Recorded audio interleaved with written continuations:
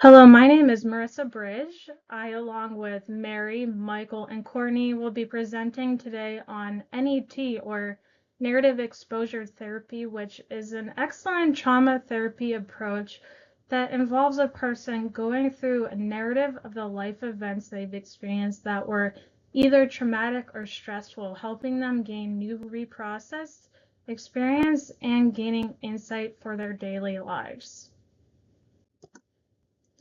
The assumptions and theoretical underpinnings of NET recognize the ways in which the brain stores memories and makes neural connections. When someone undergoes something stressful, the brain begins to make connections, not only between the person, how they felt in the moment, but also the context, and this can trigger reaction from past events or memories they've had via the autonomic nervous system.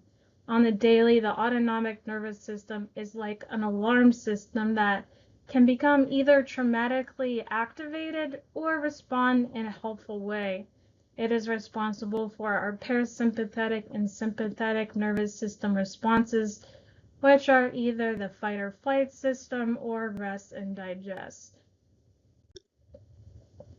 In the assumptions of NET, we like to refer to a hot memory as the information perceived about the person's cognitive, physical, emotional, and sensory responses to an event. On the contrary, just as the images show, a cold memory refers to the contextual information, which is more factual, like the who, what, where, when, and how.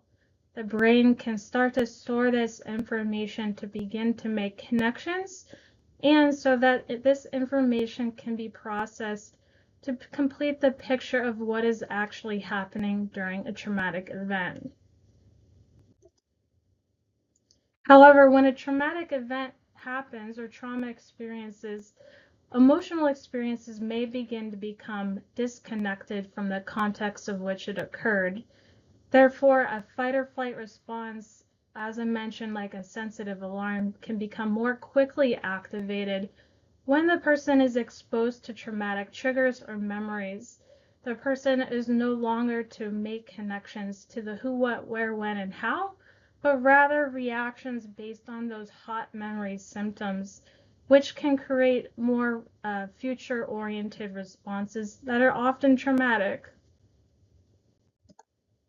However, NET says that when repeated traumatic experiences have occurred, the brain may begin to form a trauma network and therefore begin to generalize experiences as inherently traumatic. When a traumatic event occurs, the fight or flight system engages to protect that individual, though information processing begins to slow down. However, we know that the brain is storing information subconsciously. When somebody goes through repeated events, whether that's traumatic, whether that's anxiety or depression, this buildup can lead to what is called a traumatic network or trauma network in the memories. And as this trauma network forms, these traumatic experiences begin to become generalized, leading contextual information to become completely disconnected from the emotional experiences that are of the hot memories. So NET therefore works to restore connections between the hot and cold memories. During NET, the individual works to create a narrative of all events throughout their lifetime, and the goal of NET is to begin to expose the individual to specific details of how each traumatic event occurred, while beginning to verbally reprocess the emotional, physical, and sensory experiences noticed in the session. Integration of hot and cold memories occurs when the person comes to gain that insight about these traumatic events and how it may be impacting them in the present day. At this time, I'm going to pass it on to Mary. Thank you so much. Thank you. So, narrative exposure therapy, or NET, was first developed for use in low resource areas for treating multiple and complex trauma. It has since proven effective for reducing PTSD symptoms in children, adolescents, and adults as a trauma-focused and short-term intervention, although multiple studies have longitudinally measured outcomes at up to 18 months, and still most of them still see sustained benefit.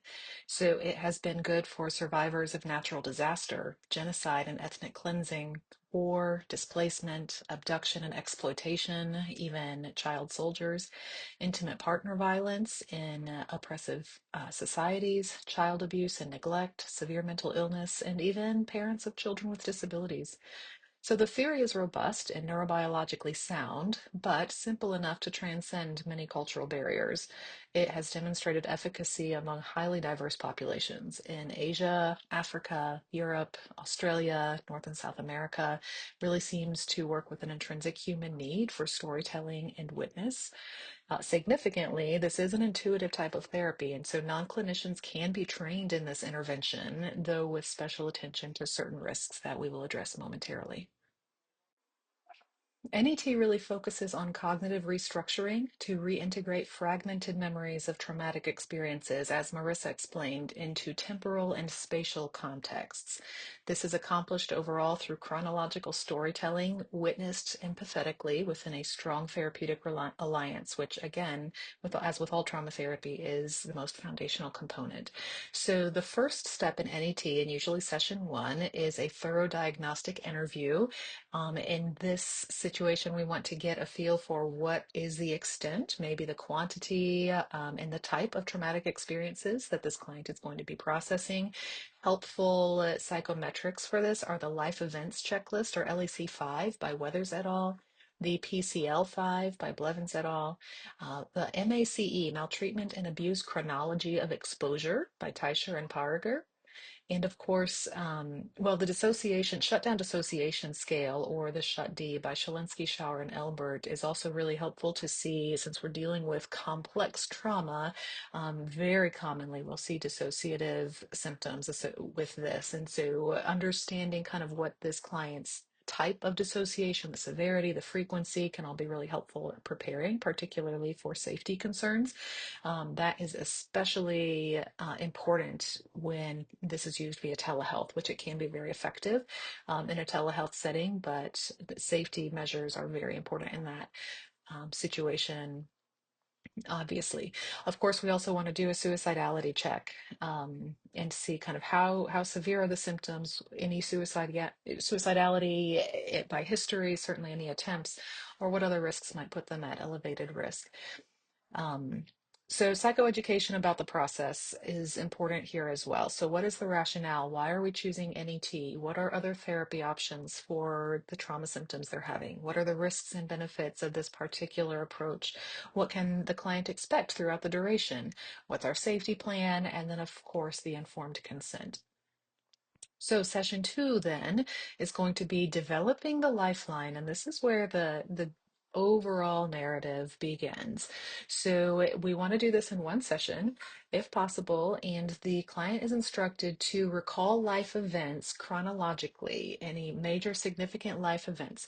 And we're going to stretch out a rope or a ribbon and lie it down, and then as the client begins to tell their story, the clinician would write down on a sticky note, this is what happened, put it along the line, and then mark these physically with representatives such as a flower. And the client gets to pick what type of flower do they want to use. But flowers will mark pleasant events, beautiful things in their life.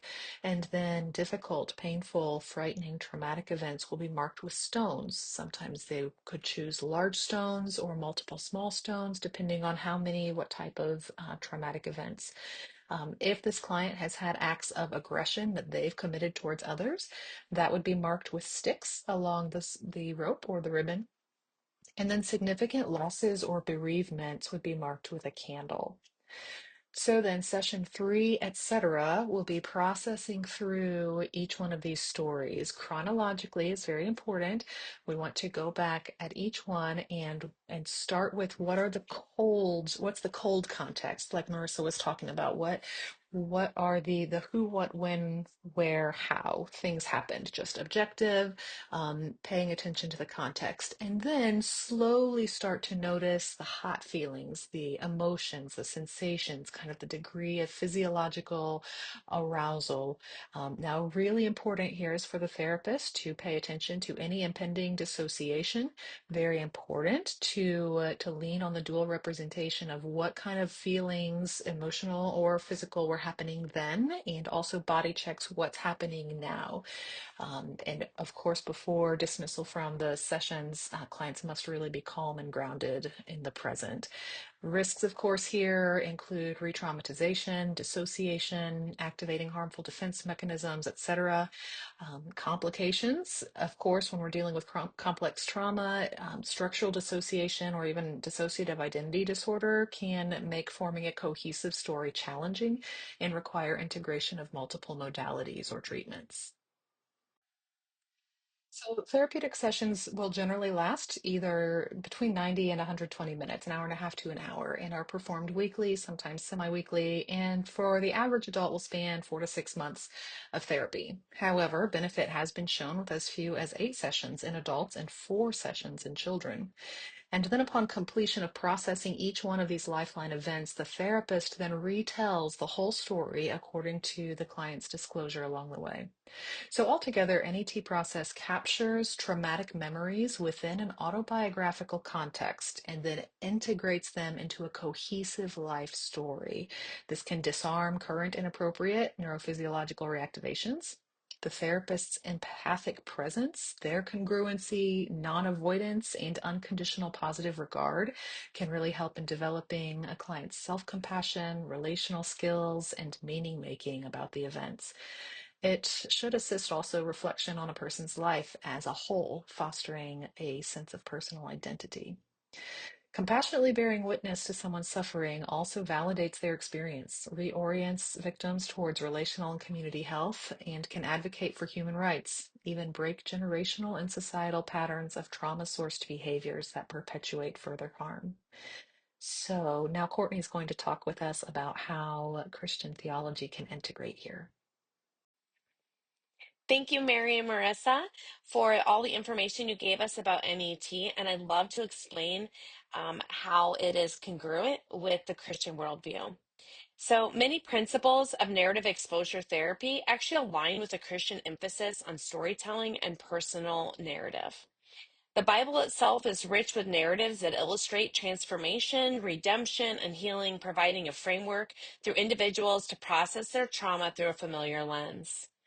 Many of the stories in the Bible are traumatic. We have Daniel in the lion's den and Esther in a harem between the ages of 13 and 15, and Rahab the prostitute, and Moses being chased by Egyptians. And don't forget Joshua and all of his battles. We align this easy with the faith. So it's aligned. The next thing I want to point out is that it focuses on forgiveness and redemption. Throughout NET, it's encouraging people to go back and relive painful memories and put in the love and kindness of God, inserting in his thoughts for you during that time. So it's a way to process the information, and it can resonate deeply with Christian clients as they reconcile their traumatic experiences with their faith. And so the more they can go through the traumatic experience and witness Jesus in it, the more forgiveness and redemption they have.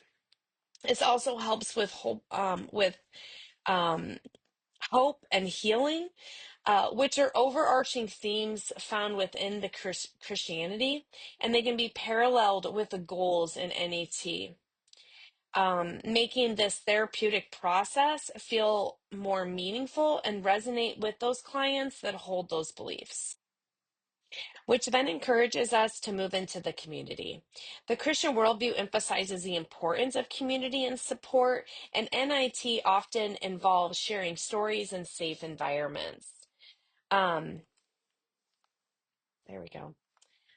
which can often support the idea of the Christian community coming together to help heal individual traumas. We actually see community support where narrative therapy does take place in small instances, in like Celebrate Recovery, where they get up and they relive a story and they find God's grace within it. And so it's just another way to see the congruence within the Christian worldview here in the world we have. And that's just one program that I know about that they do really take the time to use parts of this therapy, obviously not completely, but little pieces of it to help people heal through this process. And then that just moves them more into the identity restoration. Both NET and Christianity seek to restore your identity. NET helps clients reconstruct their life narratives, while Christianity teaches about the new identity found in Christ and allowing for a combined approach that can aid in healing and self-acceptance. And what it really does is it really helps us align, and it helps us close the gaps between what happened and what should have happened if God would have been here. Now, there are a couple incongruences, but I would say that with anything that's true, right? There's always going to be good with the bad. So, one is that Christianity often views suffering as a part of life that can serve a greater purpose and can be part of a divine plan. And at the same time, NET might focus more on the psychological aspects of trauma without emphasizing the spiritual interpretations. So, in my opinion, that's not necessarily a big deal. You can just incorporate God more in it, and then it aligns more with Christianity. The objective versus subjective truth. NET may promote a subjective understanding of experiences and narratives, which might conflict with specific interpretations of objective truth found in Christian doctrine. This could lead to tensions for the client who are accustomed to more absolute truths based on their faith. So, we may have to use the Bible more frequently in these sessions to really show God's grace and to be able to go back to some of the stories I told you about where people didn't always make the best decisions, but God was there and he brought them through it. Rahab, that's just one example, right? And so I think that it's important that we still are mindful that, yeah, like even though these exist at the extreme, I think they still align with the Christian worldview. So the last three, I think, are things to be noteworthy, but also to understand that they have their place. And so with these three, I have existential questions, theological concerns, and emphasis on self. And I'm going to put them all together because I feel like sometimes we're asking questions, and although the Bible is clear, there's so much gray in it that sometimes you need a place to be able to speak some of those questions into life.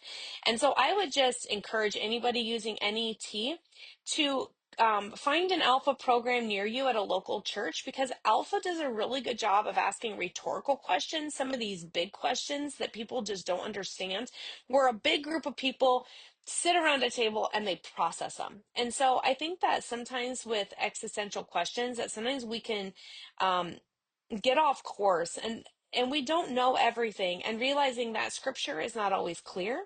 Some of the theological concerns are more dealing with just not using enough Bible within it, and that it doesn't really have a spiritual component with it necessarily.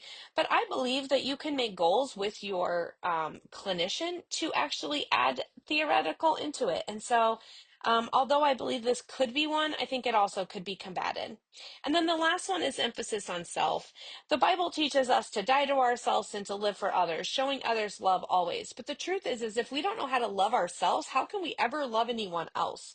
And so it's not that we need to be self-seeking, we need to seek others and love others, but we also have to be okay with who we are so we can then do that in the future. And so I think self-love is an important one to process through, because although we are focusing on one person and who they are, the goal of it is to become a better version of themselves. And so because they're going to become a better version of themselves, I would maybe disagree with this one, but I do think it's one just to be mindful of. Thank you so much for your time. And now it's over to you, Mike, for some cultural considerations. Thank you. Thank you. We now want to look at cultural adaptations as we seek to implement NET across diverse populations. Benjamin and colleagues studied a host of cultural adaptations across different psychotherapies and reported 8 important domains to consider when making a cultural adaptation. The first of which is language. For example, removing academic jargon, or adjusting the language of the intervention to grade level. And of course, using language that resonates with the local culture, using their local language. The second important domain that they observed was cultural matching of the facilitator. For example, matching ethnicity or gender. The third domain was sociocultural integrations, some examples of which could be religious integrations. For example, if the culture has a religious practice of communal praying, or they have a religious practice of praying with a drum, these would be examples of sociocultural integrations. They also spoke about finding culturally relevant parables or stories of cultural heroes who had experienced trauma to help normalize the client's experience. And of course, being careful to delete any concepts that are intrinsically offensive in the culture. The fourth key domain to consider when making cultural adaptations is psychoeducation, but specifically looking for folklore, oral traditions, metaphors that particularly resonate in the local culture in order to communicate key psychological concepts. One of the examples they gave is using the lotus bloom to communicate flexibility. A fifth key domain they found was collaborating with the local community, particularly in collectivistic cultures. So for example, working in partnership with religious healers or the local tribal elders is important in more collectivistic cultures. The sixth domain they talked about was simply training providers in the local culture, and also to understand taboos and language to avoid. The seventh domain that they found was addressing stigma. One of the most interesting examples they provided was an intervention in a Muslim culture where they called it a non-mental health intervention because mental health interventions themselves carried stigma in this particular culture. And then finally, they urged for practical considerations, for example, offering longer sessions in a particular culture because that's what's required to build engagement and trust, or offering care in safe places, for example, a place of worship or a community center, and so on. Marsiglia and Booth also spoke to some principles of cultural adaptation. They particularly warned and cautioned against making spontaneous adaptations. They urged a practice of having a system or a process to make the adaptations and then to pilot test those adaptations before implementing them. They spoke of 2 helpful frames, the first of which is thinking about adapting the content of the intervention and also adapting the process of the intervention. But one that I particularly found interesting was the cultural sensitivity model, which looks at, again, in 2 dimensions. One is looking to adapt at a surface culture level, which would be the language and the customs, and also to adapt at the deep cultural level, which is the values, the thought patterns, and beliefs. And their argument is that when you adapt to surface culture, you are increasing engagement, and when you adapt deep culture, you're impacting the outcomes.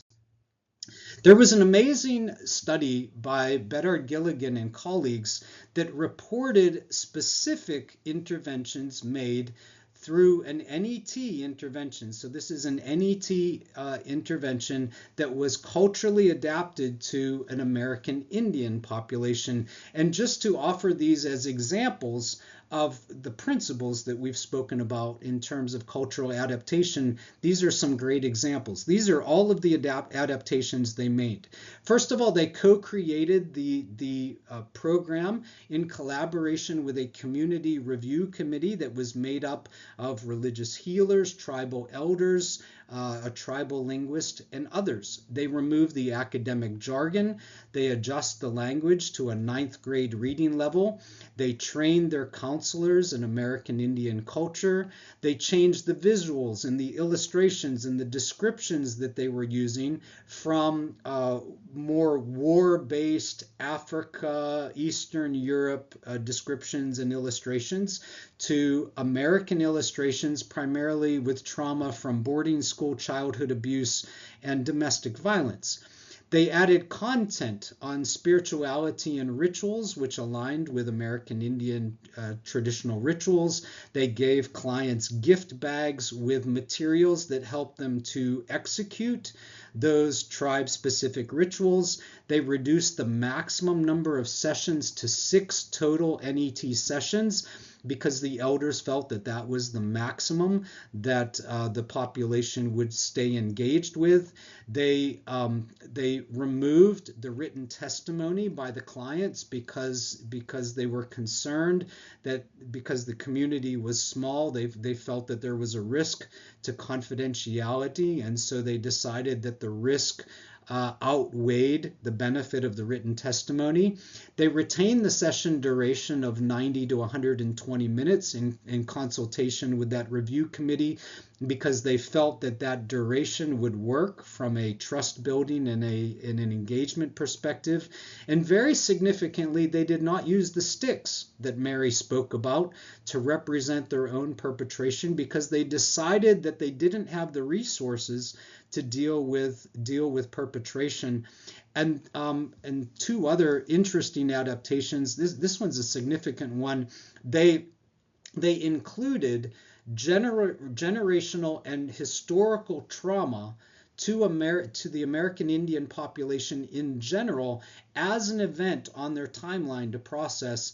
And then finally, it was against this particular American Indian population's norms to speak the name of the deceased for at least 1 year. So anytime they were placing those candles that Mary was talking about, they either allowed them to process that information, those memories, hot and cold memories, privately, or they processed them with the therapist without mentioning the person's name. So this is an amazing example of how they took standard NET and then they applied those principles of adaptation specifically to increase engagement and to increase efficacy of the treatment. With that, I'm going to hand over to Courtney, who's going to wrap us up. Thank you, Mike. So we have found that narrative exposure therapy is a structured therapeutic approach that's designed to help individuals, particularly those who have experienced trauma, and to integrate into their traumatic experience. We believe that you can use the Bible and biblical principles within NET. We believe you can train others how to use NET that are not clinicians to help move the global issue within the mental health world forward.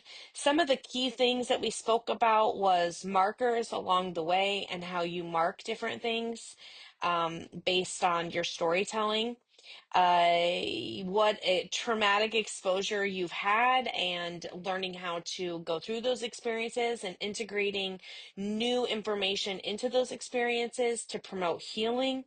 It has emotional regulation built in, it's culturally sensitive, and it's really time limited. It's normally brief interventions and brief sessions to help you bring closure around specific traumatic events. And so, with research supporting it, we just find that I think all collectively we agree that this is a good practice and one that we all would like to incorporate into our practice.